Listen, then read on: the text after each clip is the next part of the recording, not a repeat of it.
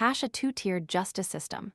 The UK's sentencing controversy ignites a political firestorm. The UK's justice system is embroiled in a heated debate, pitting the Justice Secretary against the Sentencing Council and sparking a furious backlash from the opposition. At the heart of the storm lies newly released guidance aimed at tackling judicial bias, a move that has been branded by Justice Secretary Shabana Mahmood as creating a two-tiered system, a claim fiercely disputed by the Sentencing Council. The controversy erupted after the Sentencing Council for England and Wales refused to review its updated guidelines, despite direct demands from Mahmood.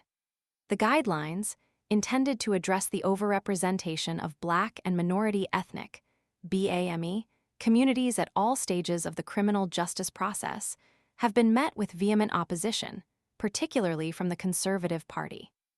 Shadow Justice Secretary Robert Jenrick unleashed a scathing critique, alleging that the revised guidelines amount to discrimination against white men.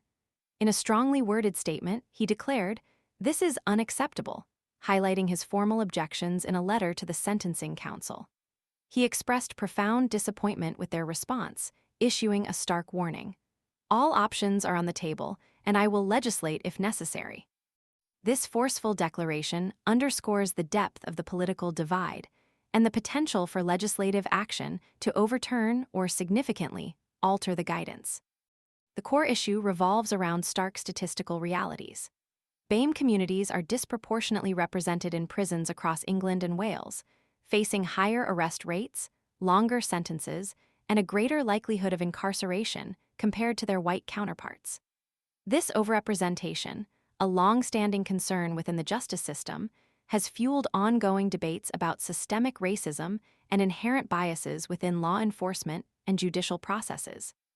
The Sentencing Council's guidelines, therefore, represent a direct attempt to address these persistent inequalities. However, the approach adopted by the Council has clearly failed to garner widespread support.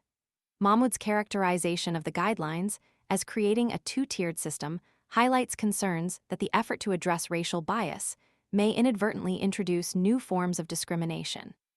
Jenrick's counterargument, focusing on the potential for reverse discrimination against white men, further underscores the deep divisions and complex challenges in achieving a truly equitable and just system.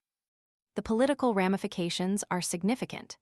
The government's response, while firmly rooted in the pursuit of a fairer justice system, has inadvertently opened a Pandora's box of accusations and counteraccusations.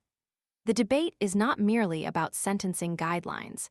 It's a reflection of broader societal anxieties about fairness, equality, and the very foundations of the British justice system.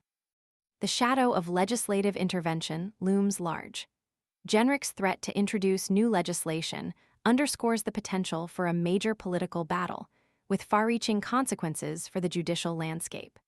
The outcome will likely shape not only sentencing practices, but also the broader discussion about systemic biases and the pursuit of equality within the justice system.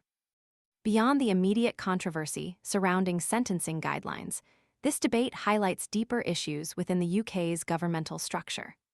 The government's recent announcement to abolish NHS England, described as the world's largest quango, and Keir Starmer's call for ministers to curtail outsourcing decisions to regulators further illustrate a broader push for greater government control and accountability.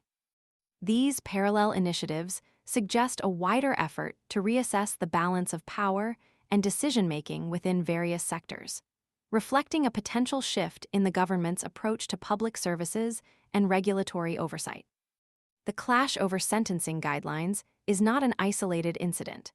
It's a microcosm of a larger struggle to define and achieve fairness and equality within a complex and often contradictory system. The coming months will likely witness a protracted and highly charged debate, with the potential for significant legislative changes that could redefine the future of criminal justice in England and Wales. The ramifications extend beyond legal technicalities, impacting public perception of fairness, trust in institutions, and the ongoing quest for a truly equitable society. The pressure is on, the debate is far from over.